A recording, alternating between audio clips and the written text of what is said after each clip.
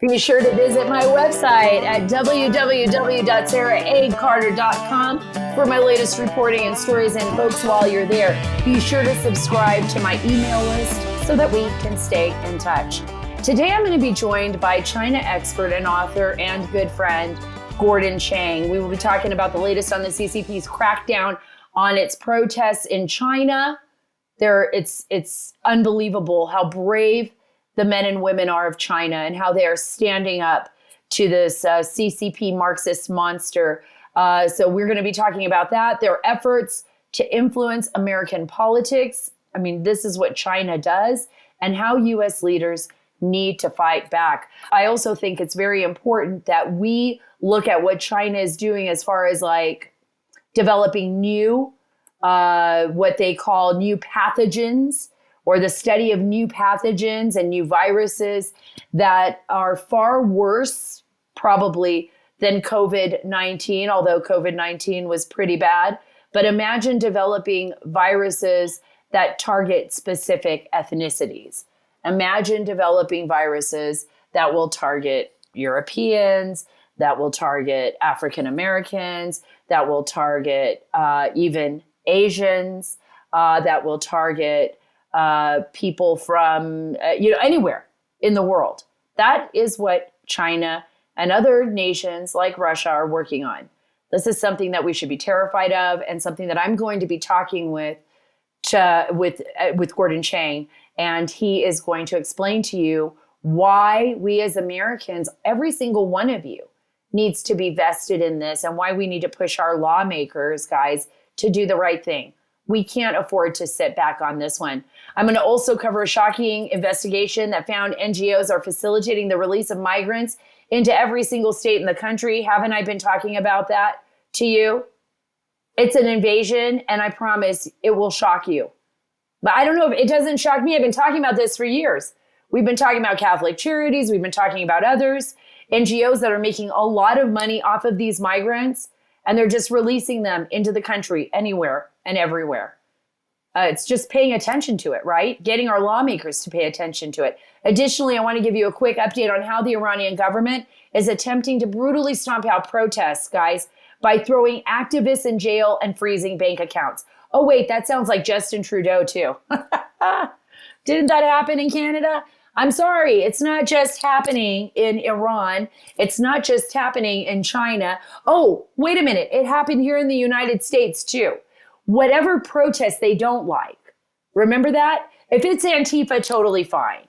If it's Black Lives Matter, burn down the cities. It's not even, remember CNN reporters standing there? It's mostly peaceful while there were fires burning behind him, like stores literally being burned to the ground. But look at what's happened with January 6th. And I'm not saying that what happened on January 6th was a good thing at all. Okay? I'm not saying that behavior is right. It's not. But I'm saying on January 6th, there are people that are being held now in solitary confinement. Some of them were just in the vicinity. Some of them were asked to walk in to the Capitol. We saw that when they left the doors wide open and Capitol Police were talking to them. So this is not just about Iran. It's not just about China. It's not just about, Canada, the US. This is about a global world, a shifting world where technology is allowing nationalistic, police forces and military to basically spy on their own citizens and politicize and weaponize those agencies so that they can target citizens who oppose the government. That's what I'm talking about. That's what is happening across the board. Wake up. We need to wake up. We need to fight back. We need to realize that this is happening, and we need to put people into office like our founding fathers wanted, people into office that work for us, We do not work for them, and we are not their slaves, and we are not their subjects. But if we give them the power, that's what's going to happen, and that's what we're seeing happening right now. Hey, everyone, please follow and subscribe. Get all the links at saraacarter.com, saraacarter.com. And while you're there, sign up for our email list so that you don't get shadow banned. And now we know for a fact that we have been shadow banned. All of us, a lot of us, all of us, because even if you weren't directly shadow banned by Twitter, every bit of information that you were not privy to because they muted down the people that you follow, every bit of information that's out there was taken away from you. You were not allowed to read it because your babysitters in Twitter didn't think that you could handle it or didn't want you to see it or wanted to protect the people that they support in the Democratic Party. I don't even want Republicans to have that kind of power. Nobody should have that kind of power. That only exists in totalitarian societies. But now what's happened is we've literally become a fascist, weird, pseudo-totalitarian, wannabe capitalist society. I don't know what's going on here, but it's something totally different than we've ever seen before. I do believe that. And the fact that Elon Musk, thank God, had the money to go in, buy Twitter, and now expose that, thanks to Barry Weiss, thanks to Matt Taibbi, and thanks most of all to Elon Musk. Now we're able to see that that's what they were really doing. Not only were they shadow banning, I mean, it's far worse than that. Far worse than that if you read the threads. They were reading direct messages. They were hiding people. They were creating algorithms. And they were reading people's private messages. My question to Elon Musk and everybody is, and Barry Weiss and Matt Taibbi, and I put it out there on Twitter, is were they sharing those DMs, those direct messages, with politicians, with the FBI, with others? Who were they sharing it with? That's what I want to know. I mean, don't you? I mean, if they're doing it there, they're doing it everywhere else. We don't have any privacy anymore, folks. Our Fourth Amendment went down the toilet with Michael Hayden when he was head of the NSA and during the Patriot Act. It went down the toilet. We all thought we were doing the right thing. We all thought we were being Americans fighting terrorism. And what actually happened was our government was like, oh shit, who cares about terrorism? We're just going to spy on you. We're going to collect all the data. And it was too much of a temptation. It was too much of like J. Edgar Hoover, right? Like J. Edgar Hoover. He couldn't help himself. He got in there and he was just building files on people. So we're just, kind of living in the shadow of what China is doing, right? As well. We can't be all up high on our horses, right? Blaming everybody else in the world when our own government, who's supposed to be standing up for the Constitution, and we are too, is now giving away our rights and throwing them down the toilet, trampling all over them. It's so frustrating. I'm so mad about this. Sometimes I can't even talk about it because it just sets me off like it just did right now. Anyways, please subscribe to my new documentary podcast, Dark Wars, The Border. We have a new episode. It's dropping very soon about how the cartels are active within the United States because, it can't get any worse. Now we have cartels hanging out in here and owning land and growing, doing their narcotics trade and laundering money here. It's amazing. As I know you'll love it as much as our website at thedarkwarspod.com. That is thedarkwarspod.com for more information. Guys, there are a few organizations that I love and that represent this podcast because I truly believe they are fighting for the American people. And one of them is AMAC, the Association of Mature American Citizens. It is the fastest growing conservative 50+ organization in America. And in just a few years, over 2 million people have joined and now carry an AMAC membership card. Even here in Wyoming, where I am right now, waiting to head to my daughter's graduation from the university. So excited for her. By joining AMAC, you're taking the first steps to saving the America that you love. AMAC offers an alternative to just about every single benefit that other group offers. But guess what? No liberal agenda. We don't want that. I stand with AMAC and I hope that you will too. I encourage you to join today at amac.us/Carter. That's amac.us/Carter. The benefits of membership are great, but the cause is even greater. Join today at amac.us/Carter. So geo-tracking data is now revealing, listen to this, that NGOs facilitated the release of more than 30,000 illegal immigrants nationwide. Right now, I'm going to tell you, they always throw this number out, and I love it.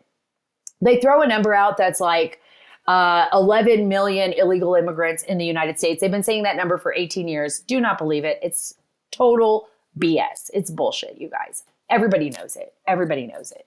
It's just like BS. I'm on the border and there's just like thousands walking across every single day. This is just not even true, right? But now we find out about the NGOs facilitating the release. I was on a flight here. I was leaving San Antonio to Dallas. On my flight were like about maybe 15 to 20, from what I could gauge, migrants that had been released and put on the flight, and they were heading to Denver. So the reason I know this is because they either carry envelopes. They don't really show those manila envelopes as much anymore, but they just carry one little bag with them. It's really sad. That's all they got on them in the world. They carry a little bag with them and then they jump on a flight. Usually they are wearing face masks. I don't know why, but they do. Sometimes they're hanging under their chin. Sometimes they're on their face. Sometimes they just toss them once they get in the airplane. I think that's something that, they had to do when they left wherever they were being held. So then they just start realizing people aren't wearing them. And then I see them walking on the plane and they're lost. Some of them speak English. Some of them speak indigenous native languages from, Guatemala or Honduras. They're from the mountains. They're indigenous. They're Native Americans. And so they don't really even speak Spanish. So they're kind of lost in our world. But they come here because I'm sure they're looking for more money. They're looking for a better life. They don't want to live up in the mountains. But we are not stopping anything. In fact, we're padding the pockets. These people aren't getting that kind of money. You know who's getting the millions and millions of dollars is the NGOs. And our government's using them and padding the pockets of their friends who work in these NGOs. I've talked about this before.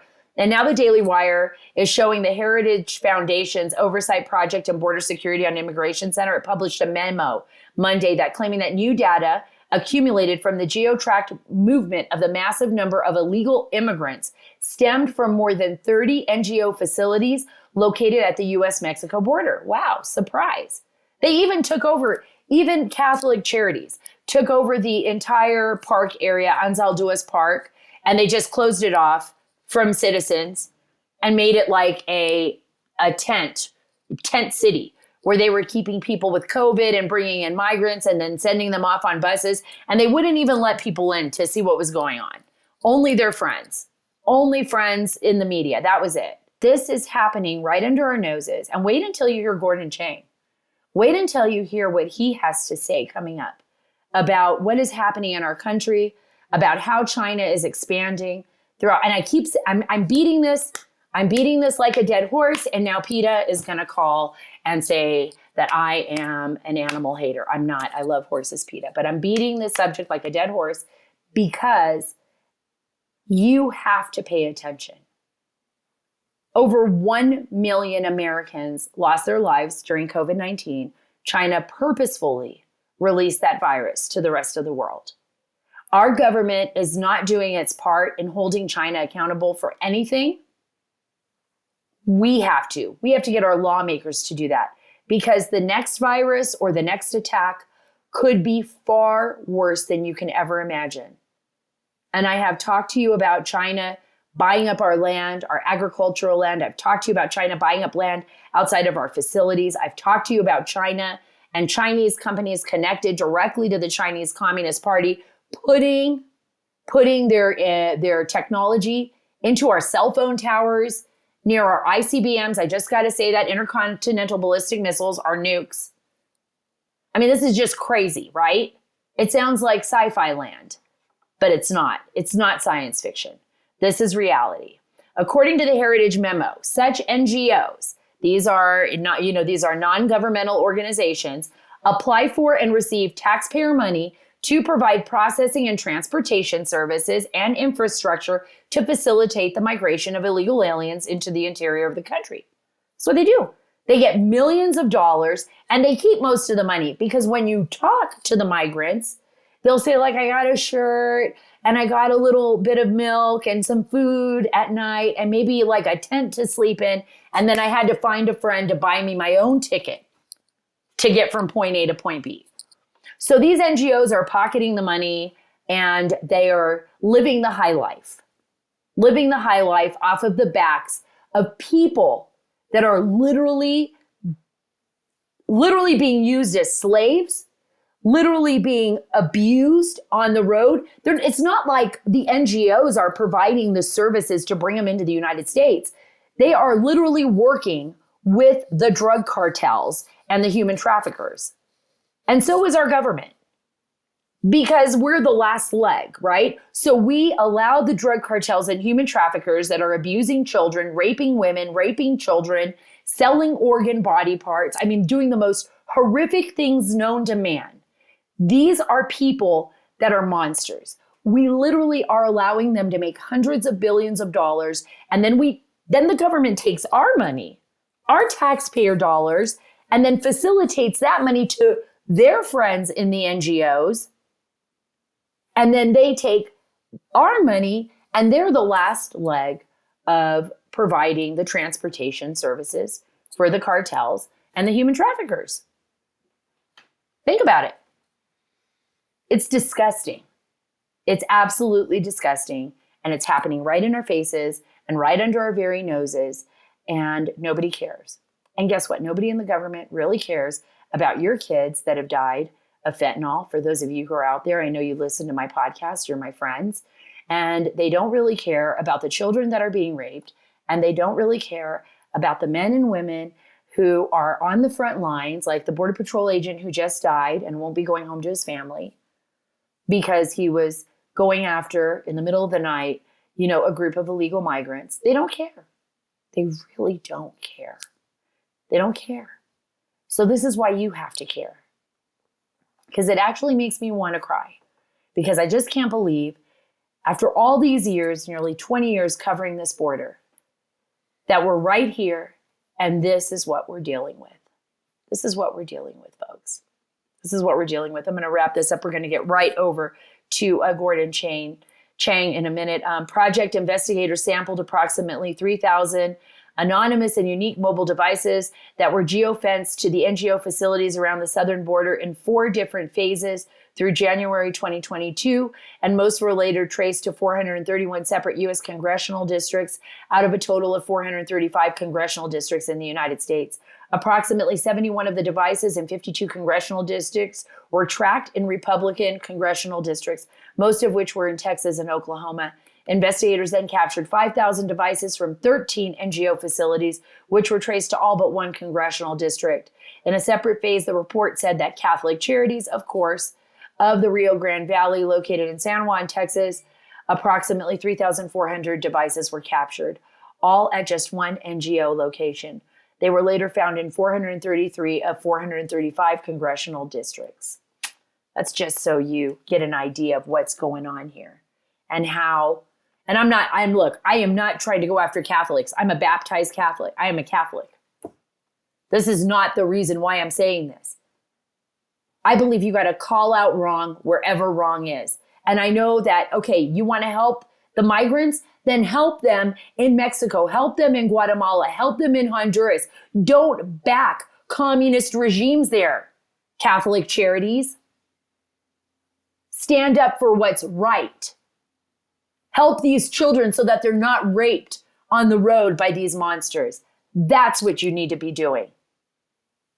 I wouldn't mind you using my tax dollars for that, but don't you dare use my tax dollars to be part of that circus of horrors and be part of that humanitarian crisis. It's just not right.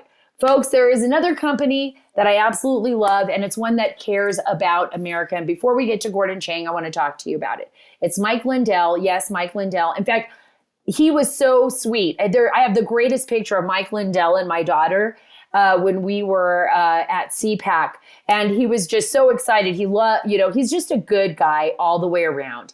And he has a great company, and he cares about American-made products, and that's MyPillow. And MyPillow is excited to bring to you their biggest bedding sale just in time for Christmas. So excited about this. I'm going to get some too. Current offers, best Christmas sale ever. It's the best Christmas sale ever. Get the Giza Dream bed sheets. Listen to this, for as low as $29.98, and a set of pillowcases for only $9.98. You can rejuvenate your bed with a MyPillow mattress topper. By the way, these are awesome. For as low as $99.99, 60-day money-back guarantee extended. Orders placed between now and December 25th, 2022 will have their 60-day money-back guarantee extended through March 1st, 2023. How good is that? So go to mypillow.com and use the promo code Carter, and you'll get huge discounts on all MyPillow bedding products, including the Giza Dream Sheets, for as low as $29.98, and get all your shopping done while quantities last, because they go like this during these sales. Get cozy with the best Christmas sale ever. Shop mypillow.com, promo code Carter. That's mypillow.com, promo code Carter. I'm very happy, very excited to have my good friend, Gordon Chang, who is also the author of The Great U.S.-China Tech War, Losing South Korea, Nuclear Showdown, North Korea Takes on the World, and the Coming Collapse of China. Gordon, it's almost as if you really are seeing the future of what is happening in China, especially with the coming collapse of China. I thank you so much for being on the show. I know you're traveling like you normally do with your wife, Lydia, educating people on what is happening in our world and this very dangerous situation with China. It is very dangerous because China right now is unstable. And we saw that in the last 6 weeks. You know, Xi Jinping, the Chinese ruler, he consolidated his control over the top of the Communist Party in the middle of October at the 20th National Congress. But that was while the Communist Party was losing control of Chinese society. And we saw that at the end of that month, when you had those extraordinary worker protests at Zhengzhou, which is the Apple iPhone plant. It's run by Foxconn, a Taiwanese subcontractor, but that plant is somewhere between 200 and 300,000 workers, produces something like 60 to 70% of the world's iPhones. And because of the really tough draconian lockdowns there, we had workers scrambling over the fences to leave. They were walking through the fields. And what was really fascinating was that the people around the plant were helping them to flee. And those people were putting themselves at risk by helping the workers. And then, of course, November 24th, we had the fatal fire in Urumqi. And after that, there were protests across China. They were not coordinated. They were leaderless. There was no organization. And what happened is that people not only were upset about the COVID lockdowns, they were chanting, down with Xi Jinping, down with the Communist Party. So we know that the people across China are in a revolutionary mood. They're in a revolutionary mood. You're absolutely right. And that was so organic, what we saw happening in China. But we also know that for some time, and the Chinese Communist Party is phenomenal at this, President Xi Jinping is great at this, is setting up the case where they can push down the people. They oppress the people in such a way that even when they get these surges, we saw it with the COVID lockdowns. We see it with the arrests of people. Can the Chinese Communist Party continue to do that? I mean, are they strong enough to keep the people at such an oppressive state that even when they rise up to target the Chinese government, I mean, I don't know if there will be a way to overthrow that, is what I'm saying. Yeah, because everybody thinks the same way, I think that the party has a limited shelf life. Now, it may hang on for a little while, but the real problem here is the economy. You know, after the 1989 Tiananmen demonstrations, where you had them in 370 cities across China, there was a robust economy. Right now, the Chinese economy is crumbling, and we see this from a number of, even numbers that Beijing itself issues. So, for instance, its trade data, which was issued last week, showed a crumbling internal demand. Imports were down 10.6%, really stunning. And because of that, the Chinese people are upset. The property prices are plunging, which is important because about 70% of the wealth of the Chinese middle class is in property. And then you have an economy which is going south. And so, yes, the Communist Party still maintains the biggest apparatus for the surveillance and the coercion of the Chinese people. Nonetheless, it's lost hearts and minds, and which means that I think it's going to go. I agree with you. I do think it's only a matter of time And I think one of the bigger questions that I have when you talk about the Chinese apparatus and its ability to conduct surveillance was that stunning report, remember, on iPhones, that literally that it was discovered that iPhones belonging to journalists, human rights activists, others were like infected with NSO Group's Pegasus malware that was like allowing the Chinese government to basically spy on people that were trying to report on what was happening in China. And I mean, as I have an iPhone, and as the owner of an iPhone, I mean, I want to go out and just get rid of it. I want to get rid of it, that Apple would actually allow this to happen to what I consider my brothers and sisters in the fight for freedom in China. Yes, and it's not just the iPhones, it's TikTok.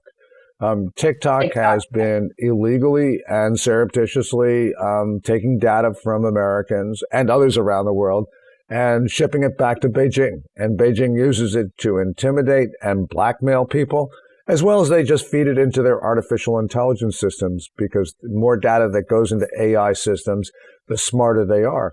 So Beijing is vacuuming up this information from around the world through many sources, through many sources, including iPhones, TikTok, all sorts of stuff. And we're just allowing this. You know, Sarah, this is our country. We don't have to permit this. And yet we are. So this is on us. Right. This is on us. I mean, now we have a Republican House. We obviously don't have the Senate. But you would think this would be a bipartisan issue, that this wouldn't be a no-brainer. It's like we have an adversary that has been targeting our country. We have, people in China standing up for principles that we stand up for as Americans. And yet our government allows this to continue. We've seen the Chinese Communist Party, and we've talked about this before, Gordon, purchasing land in the United States, in Oklahoma, throughout the US. We've seen Huawei 5G systems being put into our cell phone towers, like we talked about in Montana, and now an FBI investigation of the fact that it was right near our ICBM nuclear missile silos. I mean, this is crazy stuff. And now we live in a world, like I want to believe, and I do believe, that the people are stronger than that government, because the government needs the people, right? It needs the support of the people in one way or another. But we live in a world where it's so global, where the power now is in, technology advancements that we've never seen in the history of mankind. And those who control that technology, that power, in a way control the world. How do we, as human beings fighting this, this massive new type of government evolution, right, between technology and the government, how do we win out in the end? What can the Chinese people do to overcome that? Yeah, I think that what's going to happen will be in China, there will be some other incident, and it could be the reinstitution of COVID controls for all we know, but also something else. And the Chinese people, again, will demonstrate like they did after the November 24th fire. We just don't know what it will be. We don't know when it will occur, but it will happen. And Sarah, to your bigger point, the world right now is starting to de-globalize. And China and Russia have been driving this with the Ukraine war, with China's predatory conduct. And countries are starting to realize, including us, that we need to manufacture either at home or close to home. Now, we're not moving fast enough. Right. For instance, we're not moving our pharmaceutical industries. But that's huge. That's a national security issue, Gordon. When you're not moving your pharmaceutical industry, you've got all of your antibiotics and other important PPE equipment and everything and being manufactured in China and not here in the U.S. That's an issue. That's crazy. And we know it's crazy because in January 2020, Beijing actually threatened to cut off the flow of not only personal protective equipment, but also pharmaceuticals. They said that they would throw us into, quote, a mighty sea of coronavirus. And we're just not listening. So this is, again, there is a consensus in Washington that China's a bad actor, but there's no consensus on what to do. Now, when the Republicans take over the House, they're going to have a committee on China. But, my sense is you don't need another committee on China. We know what to do. We have the U.S.-China Economic Security Review Commission. About 3 weeks ago or so, they issued this enormously long report with a lot of recommendations. These are things we need to start moving faster, because China is assaulting our society every day with coronavirus, with fentanyl, with intellectual property theft, with all sorts of stuff. And we just need to move quicker. And and China also is surrounding our nation. We've seen the Chinese Communist Party make inroads all throughout Central America. We saw that just recently with Bukele. That to me was a big, stunning moment when everybody thought, in El Salvador, it was all going to be, roses with the United States. And he was going on Tucker Carlson's show and talking about it. And all of a sudden the Chinese come in and say, hey, guess what? President Bukele, we will give you the money that you need. We will build you the roads that you want. And now, eventually, Bukele is going to owe him. This is not for free. I mean, the Chinese will come back to collect their debt. They certainly will. And they've done that. And for instance, in Sri Lanka, right. excuse me, they repossessed the port of Hambantota.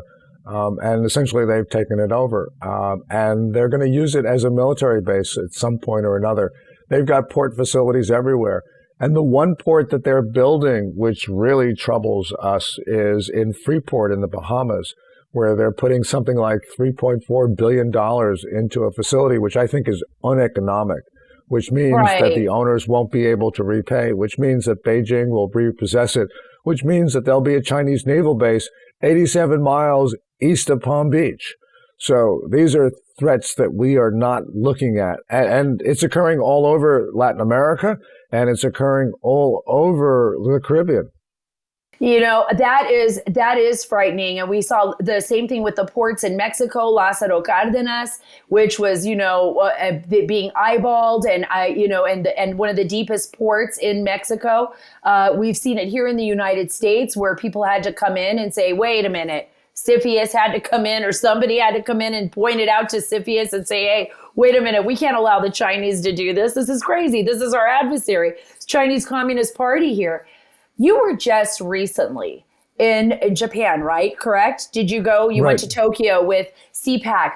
Tell me a little bit about what's happening there, because I guess the Japanese people, if anyone, understand the kind of immense pressure and I guess the fear that they have of a global China, of the Chinese takeover, of what is happening in Taiwan, of what we've seen in Hong Kong. Tell me a little bit about what you're seeing there. I wish I could have been with you this trip. I'm sorry I wasn't. Yeah, CPAC Japan was amazing. They had to add chairs just before it started because so many people were flooding in. And just virtually everybody, maybe everybody, stayed to the very last moment. It was really quite stunning that, people there understand how serious the situation is. Now, the political leadership, the business community, they're still trying to get along with China. But even the Liberal Democratic Party, which governs Japan, is now starting to say we need to double our defense budget. They're going from 1% of gross domestic product to 2%. They're not moving fast enough, but they understand the danger. And the reason, you mentioned Taiwan, Sarah. Well, Taiwan and Japan are actually part of the same archipelago. Right. And in order for China to have a successful invasion of Taiwan, they need to establish a blockade. For a blockade to be successful, it has to include sovereign Japanese territory, especially the island of Yonaguni, which is actually south of Taipei. So the Japanese understand the national security implications, because if the Japanese are going to be successful in defending themselves, they've got to defend the southernmost parts of their country, which are essentially in Taiwan's neighborhood. Are they going to be able to do that? We've seen the expansion of China in the South China Sea. We've seen what China is intent on doing, and we've seen the threats posed by North Korea, which I think is always directed in one way or another, maybe by China. I mean, China does have a lot of control over what North Korea, I think, does. And so, is that true? Certainly. Yeah, certainly. A lot of smart people in Washington and New York say, oh, the Koreans hate the Chinese. And yes, they do. They've had troubled relations for 600 or 700 years, at least. But that doesn't mean that China doesn't control North Korea, because the North Korean regime, yeah, and they do hate the Chinese and the Kim family, but they understand that they cannot survive without Beijing's help. Right. And we got a visible demonstration of China's control over Kim Jong-un. Kim Jong-un's first foreign trip was to Beijing. He made 3 other trips to China before Xi Jinping made a return visit to Pyongyang. And that really shows you that when the Chinese want something from the Koreans, they get it. Beijing is smart enough not to ask all the time, but when it asks, it gets what it wants. That's exactly true. And I noticed, part of the lesson that I learned covering the war in Afghanistan and, looking at the involvement of Iran in that region of the world in South Asia, was that even when people said to me, oh, there's no relationship between Al-Qaeda and Iran, they're Shiite, they're Sunni, and I would say, no, you're not seeing a clear picture here. Iran will use them whenever they need them, and they will too use Iran whenever they need each other against a common enemy. What do you think about, and that's why I asked you that question about North Korea, and China. What do you think about the relationship now between President Xi and Russian leader Vladimir Putin? I think it's very interesting that, Xi has been throwing out these comments just as, I'm sure you saw them like a month ago where President Xi was saying, we're going to have a meeting and we're going to discuss, the structure of our world, our geopolitical world,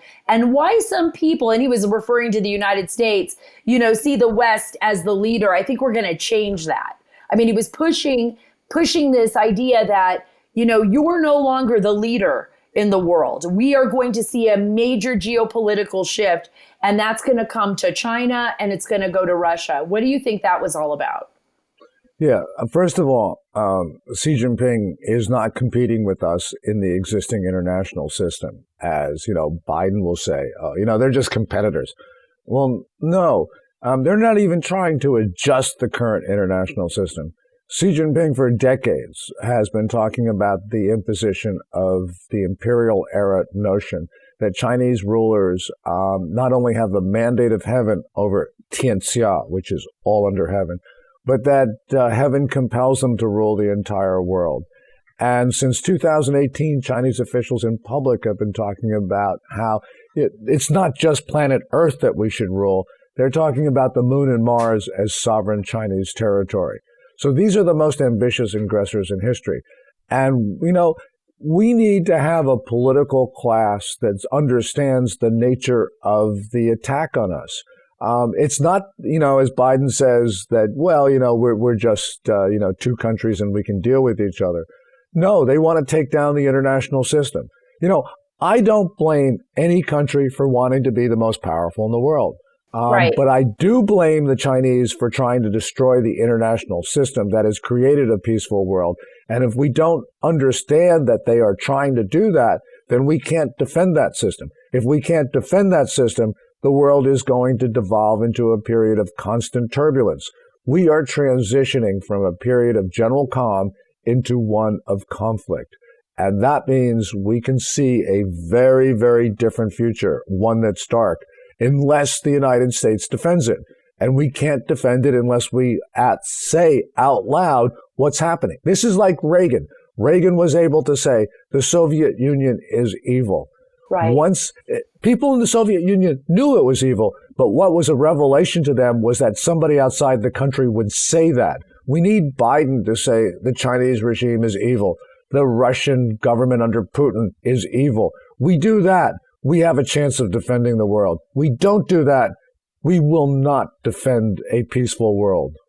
I absolutely agree with you. And that is something that keeps me up at night.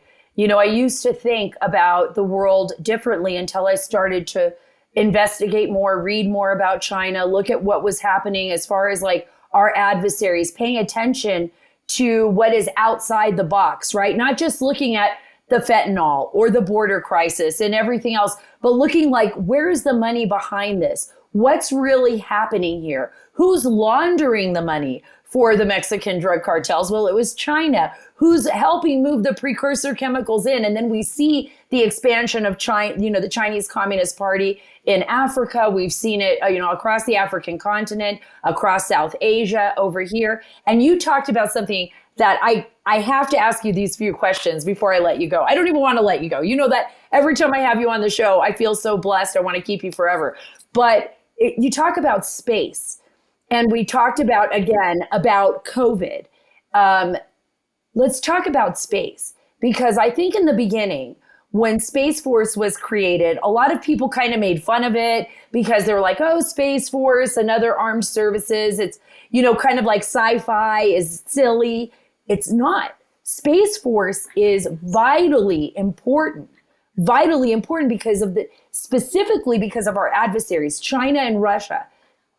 They are looking to own space, and the owning of that space means they own specific areas where our satellites are most prevalent and would be most important. I mean, even in a protection of our own national security. Am I right? You're absolutely right. The United States has this sort of, you heard Vice President Harris earlier this year say, well, we're not going to engage in testing of direct ascent anti-satellite weapons. And what she's trying to do is to sort of say, well, we're exercising restraint. You should do so as well, China and Russia. Well, the Obama administration actually tried to do that with anti-satellite weapons on the notion that, well, the United States had more assets in space, and so we have more to lose if there's a race. So we won't engage in this. Well, we did not entice the Chinese and the Russians. What we did was we opened the door. They continued developing anti-satellite weapons and hypersonic glide vehicles, right. And we didn't. I mean, we've been the leader in hypersonic flight, and now we're at least 5 years behind. And that's not because of our scientists couldn't compete or that our technicians weren't good enough. It was because political decisions were made in Washington not to pursue technologies which we were leaders in on the hope that China and Russia would adopt our restraint. They didn't. Right. And we saw that with our failure in developing, with research and development, the R&D, even in our own Pentagon. We've seen that only in private industry have we seen advancements that we need, but that's only in private industry that actually wants to do that. People like Elon Musk, or we've seen it with others, Jeff Bezos with Amazon as far as space technology.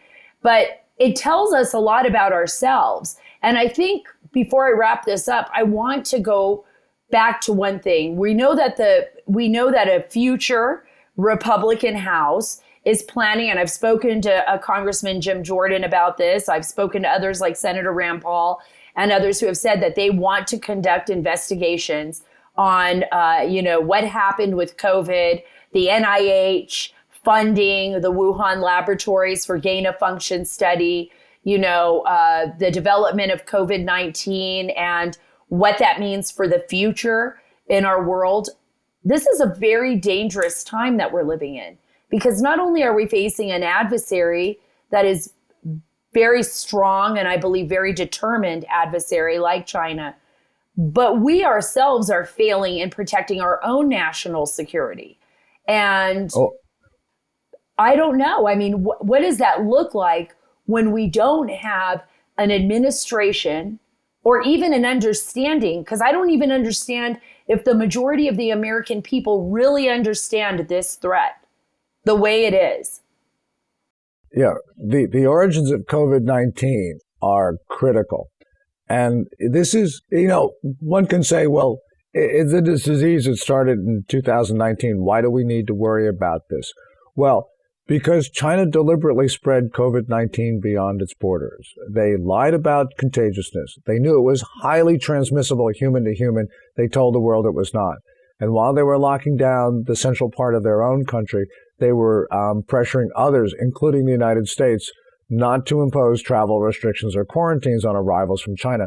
And it was those arrivals that took a disease that should have been confined to China, and they made it a global pandemic. And that's 1.1 million Americans that have died from this. So the reason is Why is that important? And this is a disease which is almost over in the U.S. Well, the reason is that we did not, the Chinese knew what they did. We did not impose costs on them for killing Americans, so they think they can do it again. And what they are doing in their labs are developing what they call specific ethnic genetic attacks. In other words, pathogens that will leave the Chinese immune but kill everybody else. So if we don't establish deterrence, then the next disease from China can wipe out the United States. So we're talking about the survival of our country. Yet Biden, in his 5 phone and video calls with Xi Jinping and with his 1 in-person meeting at the G20 in Indonesia, did not raise the origins of COVID-19, which means that this is a critical national security threat. China's killed Americans. Biden didn't talk about it, and we leave ourselves open for the next attack. I can't think of anything more dangerous than that. I can't either, Gordon. I can't either. And this will be my last question. What advice will you give to the new congressional members? Should this be number 1 on their list? What do they need to do in an effort to protect the American people? Well, I can boil it down to 4 words. Move fast and resolutely. Move fast. That's it. Thank you so much. I know it's hard for all of you out there to listen to this and hear this. Sometimes it sounds so frightening, but it's real. We're living in that time. Gordon Chang is an expert. I bring him on the show because I really want you to be educated. I want you to get out there. I want you to talk to your lawmakers, make phone calls, say you want this investigated. We've lost way too many people in the United States to this attack. You're 100% right, Gordon. The Chinese government should be held accountable. We should be able to speak openly and freely about these issues. And God help us all as we go into the future. I mean, really, God help us all. Thank you so much for being on the show, Gordon. Thank you, Gordon Chang, for coming on today's show. Folks, follow him on Twitter at Gordon G. Chang. That's at Gordon G. Chang. Follow him for the latest on China and what's happening in our world. I don't know if you guys were on my website this week, but if you weren't, get on it because SaraACarter.com, we've got the latest stories and the ones that you care about. This one is very important. I want you to think about this, of what is happening in Iran as well. As our brothers and sisters there, and I call them our brothers and sisters because they're fighting for the same principles that my husband went to war for, that my father, who was a Marine, fought for in World War II and in the Korean War, and that my grandfather, believe it or not, fought for in World War I. And that's the principles of freedom and liberty for every human being. That's it. Students were poisoned.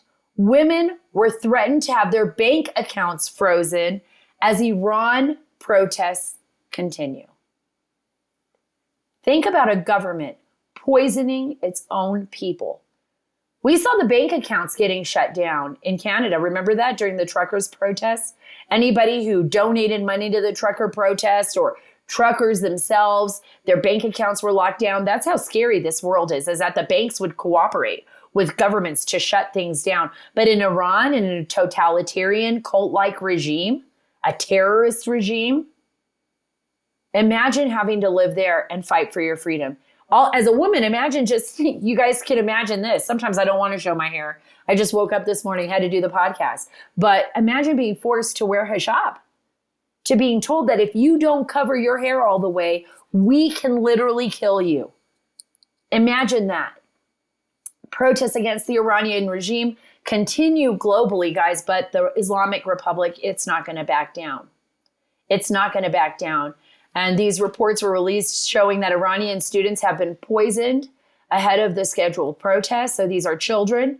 Imagine you being the parent and finding out that your child has been poisoned by the government and you could do nothing about it. It's ahead of a scheduled protest, and now there's more threats being made against women.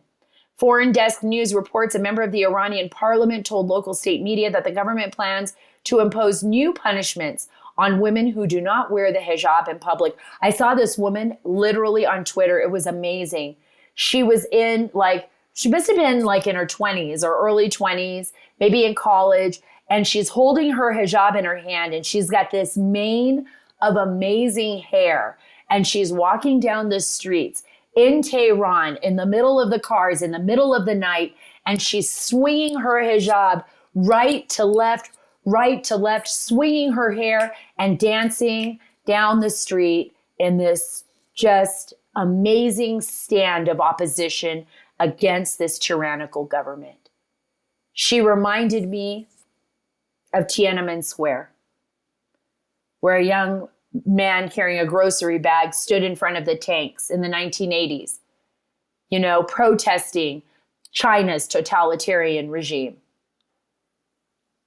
That's bravery, folks. Those are the people that I respect because you know what? Those were the same kind of people that first came to America. The kind of people that came across an ocean and said, you know what? We're not dealing with the king and queen of England anymore. We're done with you. We're done with paying your taxes. We're done with being under your thumb. We don't want our children to be working in the fields forever. We don't want them to be stuck. We want them to have a future. We want them to have a life. And we're willing to die for it. We're willing to die for it.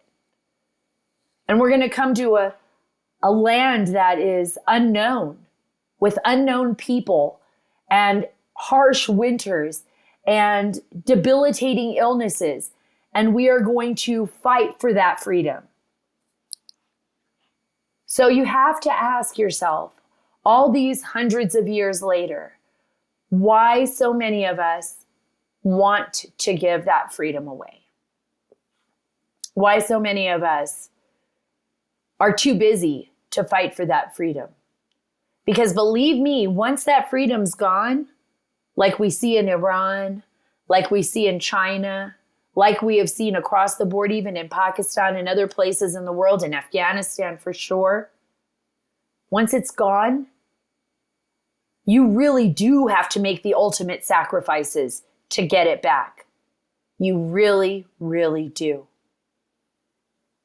I love you. I love this country. I believe in it. That's why I want to fight for it. And I know you want to fight for it too. You have all been amazing. I am coming to you on this podcast from the beautiful state of Wyoming and the wide open plains of the American cowboy.